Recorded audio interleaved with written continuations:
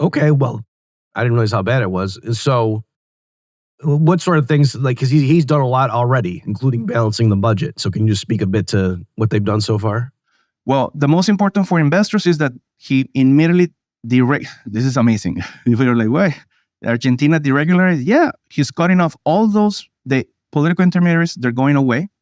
He had to do like, for example, phone lines specifically for you to call to complain if someone was limiting the welfare to you relative to the political activities they want you to do. That if you don't show up to this place, you don't get your welfare. If you don't get treatment, so on and so forth. So he had to create things like this. Think about the things that they have to do. That's in the welfare side. So, for example, when it comes to welfare, we can discuss the details over here in the United States, but something he was saying, okay, this is not even a problem of people receiving welfare. This is the problem that the bureaucracy is so big and so bloated that if you get rid of the bureaucracy and you keep the welfare, the improvement is going to be gigantic. And that's what he's doing right now. He's not taking away welfare. For example, he had to do some adjustments to retirees, but then now he's trying to compensate it some other way. Where is the money going to come from? Oh, he's firing almost half of the bureaucracy as soon as possible. Government spending collapses. And as soon as he starts doing that, you immediately start seeing the value of the peso relative to the dollar completely stabilize. Why? Because they're not overspending. They're not overusing resources. And so a lot of the bureaucracy, half of the bureaucracy has to go into the private sector and produce goods and services finally. And so that's the way he's trying to deal with one way to deal with inflation, because it's very difficult. The Central Bank of Argentina is one of the most complex animals in the history of the world. Oh, a good story that you guys will probably gonna value. Dr. White told us this story when we were in Argentina, the conference La Bitcoin that you're invited to go. We want you there. By the way, your whole audience is invited to go December 2024, La Bitcoin in Buenos Aires.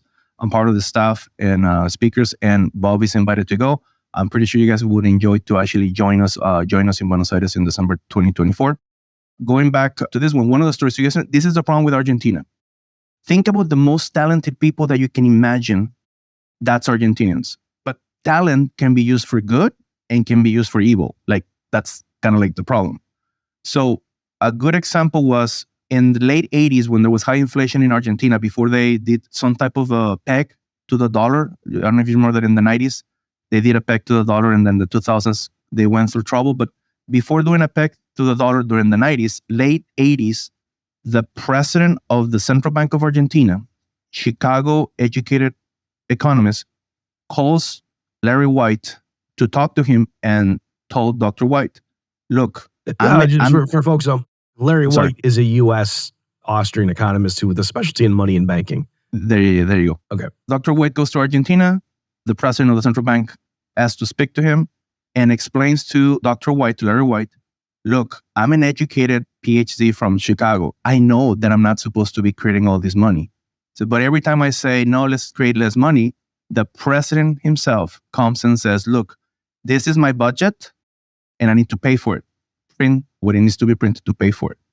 The central bank is nothing more than a treasury. It's the dream of the MMTers, literally.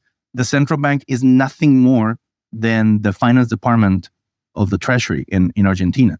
So think about this, super well-educated people, all the talent in the world, but the institutions are very poor. If the expectations, the institutions, the political, and that's why it's so shocking. You go there and you see people are talented, the families are united, they have amazing culture. Some of you guys that like sports, every single neighborhood has its own sports club that is not just like one sport, it's like several sports. And the life of the neighborhood usually revolves around the sports activity that happen and that's true all throughout Argentina, which is for me amazing. So you say culture, yes, this is amazing what's going on. The political system over there has just as much talent as you can imagine. The problem is that it's used for evil. They have bad institutions. As you can see, you have a very smart president, but the president says, I don't care. Just create more money and we'll figure it out later on. Well, what's going to happen to the economy in the long run? You're going to have this very deep stagnation. So this should let people know that the problem with Argentina is that they have too much talent, but they have very poor institutions. One of the articles that I was trying to explain what's happening in the Libertarian Christian Institute, it was to say, what Argentina has the talent already, they need libertarian institutions to try to fix it. Very strong rule of law, free markets, deregulation, which is what is happening right now, because the talent is there. The human capital is just amazing. The smartest people that I know in Latin America, some of the best Austrian economists that I know come from Argentina. Kachanowski, you had him in your podcast before. You have Gabriel Mises, who's an Austrian, but expert on epistemology also. He has written extensively on Mises' political views and epistemology. The list is just endless. And you're talking about generations, because it's not just Nicolas Kachanowski, it's the whole family are academics and great scholars. And this happens in Argentina everywhere you go. This is just amazing intellectual flourishing, but also the left is one of the worst ones and more intense ones. So they use that talent, they're going to use it either for good or they're going to use it for evil. So what Milei is doing, in fact, is transforming the institutions so that talent can actually flourish. And that's kind of like the point of, I hope that helps. Yeah.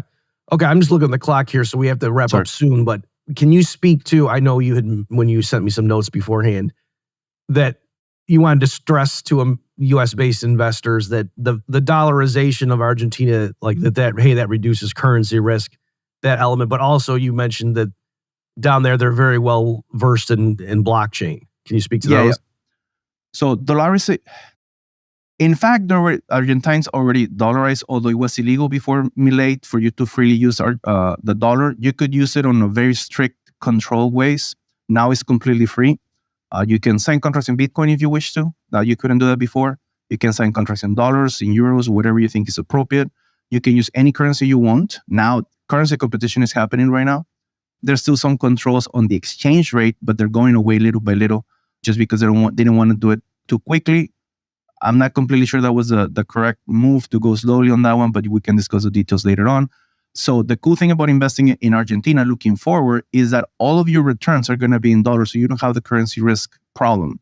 Another one, if you're very involved in blockchains, crypto world, a lot of Argentinians are already very well versed on how to use on the crypto world just by the fact that they started using stable coins, because they were, okay, it's illegal for me to be using physical dollars.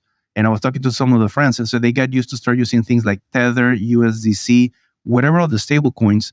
They would buy them not terribly legal as far as I remember, and they would make payments to each other through the crypto world in dollar-denominated cryptocurrencies. So even older people are very familiar with the crypto world just because the stable coins function as introduction to the crypto world. So going into things like Bitcoin, it's just one step, it's just one step super close. So whatever project you guys are going to invest when it comes to technology in Argentina, it has two great benefits. Most people, for many reasons, are already very familiar with the technology, and the human capital, the knowledge, the capacity is there, and it's inexpensive. Even after dollarization is making things a little more expensive for dollar holders like us, it's still super, very, very, very convenient. And on top of that, as I told you, whatever returns you get in Argentina, they're secured to be in dollars because it's going to get dollarized within the next year.